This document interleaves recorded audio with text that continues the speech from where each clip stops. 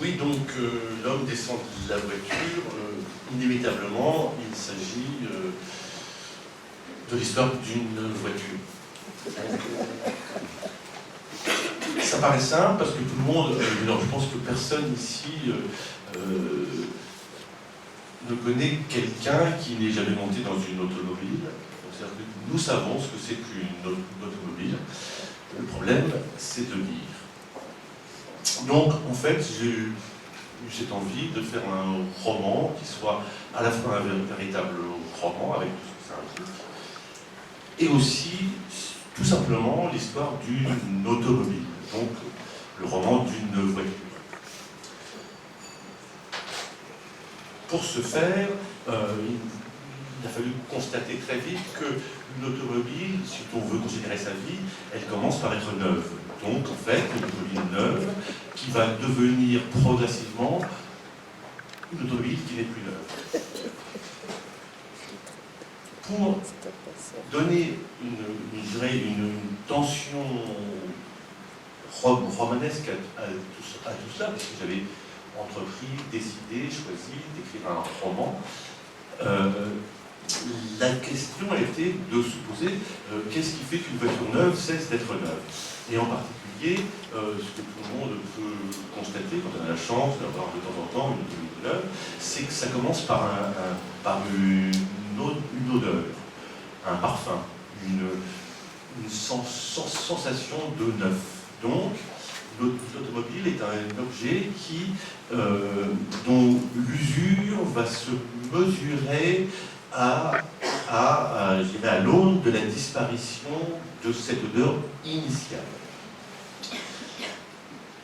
Bien sûr, bien évidemment, pour sentir cette odeur, il faut un chauffeur, un conducteur, donc par commodité, tout simplement choisi de rassembler toutes ces fonctions obligatoires dans le même personnage, donc qui est à la fois le propriétaire de la voiture, le conducteur de la même, et évidemment le narrateur de cette fiction.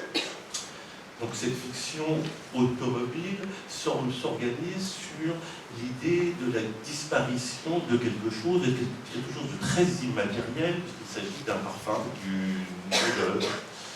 Donc, ce qui implique assez rapidement de se poser la question de si je veux parler de quelque chose qui disparaît, il faut que je sois d'abord capable de parler de quelque chose qui existe, c'est-à-dire de dire l'odeur pour qu'elle puisse ensuite s'amenuiser. Donc les éléments commencent à se mettre en place. Nous avons une automobile neuve, un chauffeur qui est aussi narrateur, mais qui est aussi, bien évidemment, puisqu'il possède une automobile, un homme relativement normal. Donc, comment essayer de définir un homme normal, je dirais.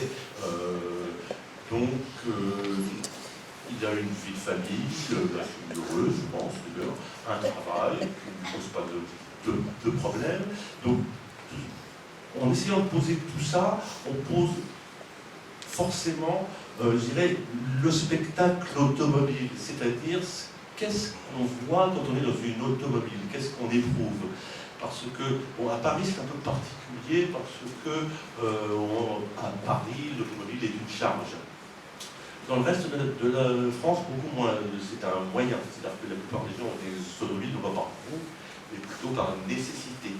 Et on leur inflige, en contrepartie, des petites épreuves qui sont celles de traverser la ville et sa périphérie, et en particulier les paysages qui entourent les routes de France et surtout la périphérie des villes. Parce que moi j'ai décidé que ce roman se situerait dans une préfecture indéterminée du sud de la France, ce qui permet de jouer avec plusieurs villes que je connais et d'utiliser une méthode que j'ai déjà utilisée pour votre livre, qui consiste à m'appuyer sur la vérité du monde, tout simplement pour essayer de la vivre. Voilà. Donc tout ça se met en place, une odeur qui disparaît, l'expérience de l'automobile qui est quand même un peu particulière parce que quand on pénètre dans l'habitacle de l'automobile, ce qui est frappant aujourd'hui, c'est qu'on rentre dans un univers qui est complètement plastique. Plastique au sens issu de la chimie du pétrole. Donc en fait, l'automobile est pas seulement un objet qui est mu par la puissance potentielle d'un sédiment ancien, mais c'est également quelque chose qui est conçu et construit aujourd'hui avec cette matière. Donc, cela m'a conduit à essayer de dire l'odeur du monde, et en particulier de ces objets, et de dire aussi la matière plastique, qui est un autre enjeu. Voilà, donc tout ça se met en place dans le cadre de ce que de ma prétention initiale, qui est d'écrire un roman. C'est-à-dire un roman. Donc le roman, qu'est-ce que c'est? Personnellement, je n'en sais rien. Donc ça m'offre une sorte de liberté qui me permet de construire quelque chose qui va être l'idée possible d'un roman. C'est-à-dire quelque chose où l'action dépasse les autres considérations psychologiques ou esthétiques, mais surtout à un endroit où le lecteur a une place particulière. Parce que je finis par comprendre, peut-être en écrivant ces quelques pages, que le personnage central d'un livre, c'est souvent le lecteur.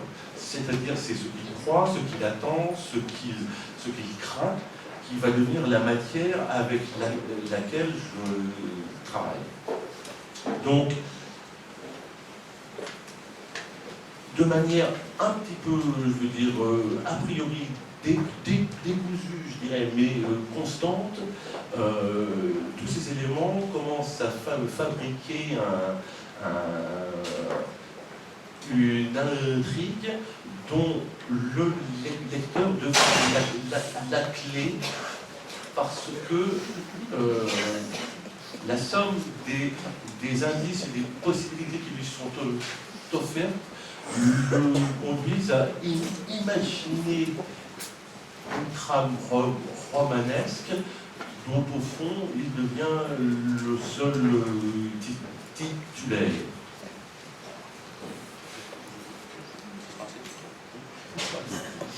Je vous poserai quelques questions. Donc voici un bref passage du roman de Pierre Patrolin. En descendant de la voiture, j'ai écrasé un escargot. Sa coquille a craqué sous mon pied, au creux du trottoir, en plein centre de la ville, dans le caniveau, pourtant sec aujourd'hui, loin des jardins. Un petit escargot dans la rue, dont la coquille à peu près blanche, à peine veinée de noir, était à présent brisée en morceaux sur la pierre du pavé. Quelques éclats triangulaires, des tronçons d'hélice, bombés sur la masse presque noire de sa chair écrasée. Je m'étais garé derrière la préfecture. J'avais marché dans la direction du bureau, sans m'arrêter en passant devant son porche. Je marchais sous les façades, le long des rangs d'automobiles stationnés le long de la chaussée. Des voitures parfois neuves, la carrosserie brillante, d'autres plus mates, la tôle plus ancienne. Des grises et des noires, une blanche, sans parfum particulier. Puis des bleues, une verte et d'autres grises. Des haillons poussiéreux, des pneus sales et des antennes noires. Des sièges pour enfants, des jantes d'acier et d'aluminium. Des bas de caisse en plastique injecté. Du polyuréthane, sans doute, terne qui vieillit. Je marche encore un peu, devant des magasins, puis les terrasses des cafés, sur la place où les voitures s'enroulent. Des vélos aussi, dont les pédales se glissent entre les pare-chocs. Les moteurs bourdonnent au ralenti. Les chauffeurs attendent de pouvoir avancer. Je suis revenu vers la voiture, je me suis installé sur le siège avant de boucler ma ceinture. Je suis resté assis dans mon automobile, longtemps. Une odeur presque rose se répandait dans l'habitacle. Une odeur un peu passée, de vieilles fleurs qui rancient, de toile synthétique tiède, de tissu en plastique au soleil. Une odeur qui s'épuise, ou qui finira par s'épuiser. Sous la vitre du pare-brise, le noir du caoutchouc artificiel s'arrondit sur les courbes vagues et gaufrées du tableau de bord. La boîte à gants conserve un parfum plus précis, un parfum moins dilué, presque grave, de polychlorure frais, à la fois sucré et ambré, comme le gaz d'un carburant, d'un détergent aussi, aux arômes de fruits exotiques, de sirop de polymère, de pommade, de vin cuit, de vin trop cuit, de madères acides, de mangue distillée. Un parfum volatile qui s'éteint aussitôt que je referme la boîte. J'ai ensuite roulé un peu, sans quitter le centre de la ville, avec le sentiment que je tournais en rond, les mains constamment sur le volant. Puis je suis rentré à la maison, bien avant la fin de la matinée. J'ai laissé la voiture au garage, en passant par la cave. Le fusil était encore derrière la porte, lourd, dans son sac de toile. Je l'ai porté, la crosse sous le bras, sans l'extraire du sac. Je l'ai posé par terre, avant de sortir dans le jardin. Personne. Je l'ai pris, j'ai marché, la tête inquiète, jusqu'au portail. Ensuite, je l'ai replacé derrière la porte, dans l'ombre du cagibi, et je suis retourné au bureau. Alors, là, il y a un élément important que je voudrais signaler, c'est quand même la présence du fusil. J'ai oublié. Voilà, vous avez oublié le fusil. Et je voudrais dire que ce fusil, on va le trouver de place en place, de chapitre en chapitre, et une panique réelle va s'installer et gagner le lecteur qui va bien se demander, enfin il a son idée sur la question, le lecteur, ce que va faire le personnage de ce fusil. Donc c'est nouveau chez vous, les suspects, un petit peu dans la montée-descente aussi. Oh, nouveau, oui, non, j'ai toujours eu la prétention d'écrire des romans d'action. Donc, mais là, ce qui est nouveau, c'est que c'est vrai que on est presque à la limite de ce qu'on appelle le roman à frisson. Donc, on peut avoir peur. Oui. C'est vrai que c'est une arme à feu. Non, mais il y a quand même cette gageure d'avoir fait de la voiture un instrument de poésie. C'est quand même quelque chose qu'il faut noter, qui est remarquable. Merci beaucoup, Pierre.